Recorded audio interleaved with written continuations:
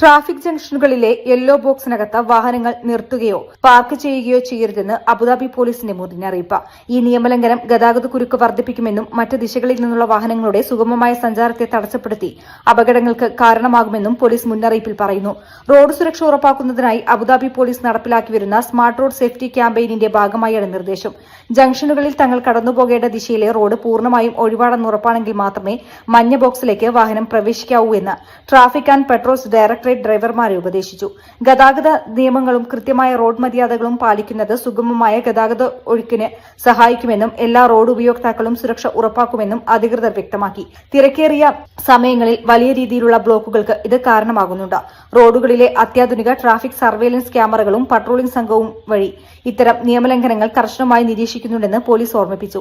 Traffic നിയമത്തിലെ article 57 പ്രകാരം ഈ നിയമം ലംഘിക്കുന്ന ഡ്രൈവർമാർക്ക് 500 ദിർഹം പിഴ ചുമത്തും. നഗരത്തിലെ ഗതാഗത സംവിധാനം കൂടുതൽ കാര്യക്ഷമമാക്കുന്നതിന്റെ ഭാഗമായാണ് നടപടി. News desk media vision. എൻ്റെ ഫസ്റ്റ് ഡെലിവറി ഇവിടെ തന്നെയായിരുന്നു, നിസാർ ഹോസ്പിറ്റലിൽ തന്നെയായിരുന്നു. അതൊരു 6 വർഷം മുന്നേ.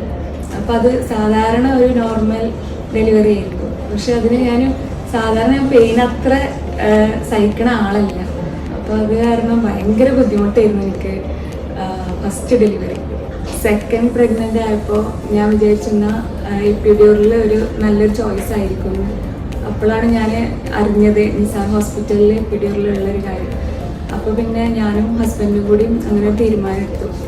ഞാൻ എടുത്ത തീരുമാനം വളരെ കറക്റ്റായിരുന്നു എന്ന് എനിക്ക് പിന്നെ എൻ്റെ ഡെലിവറി കഴിഞ്ഞപ്പോൾ തോന്നി. കാരണം ഞാൻ ഒന്നും അറിഞ്ഞില്ല. ആദ്യത്തെ എൻ്റെ ഡെലിവറി ഞാൻ ഒരുപാട് പെയിന് സഹിച്ചിരുന്നു. പക്ഷെ ഇപ്പോഴത്തെ എൻ്റെ ഡെലിവറി ഞാൻ ഒന്നും അറിഞ്ഞിട്ടുണ്ടായിരുന്നില്ല. പിന്നെ ഇവിടുത്തെ സ്റ്റാഫുകളായാലും ഡോക്ടേഴ്സ് ആയാലും എൻ്റെ ഡെലിവറി എടുത്തത് ശ്രുതി ഡോക്ടറായിരുന്നു. ശ്രുതി ഡോക്ടർ ഒരുപാട് നന്നായിട്ട് കോപ്പറേറ്റ് ചെയ്തിരുന്നു എന്നോട്. എന്നെ പോലെ തീരെ പെയിന് സഹിക്കാൻ പറ്റാത്ത ആൾക്കാരാണെന്നുണ്ടെങ്കിൽ എപ്പിഡ്യൂറലാണ് അവർക്ക് ഏറ്റവും നല്ല ചോയ്സ്.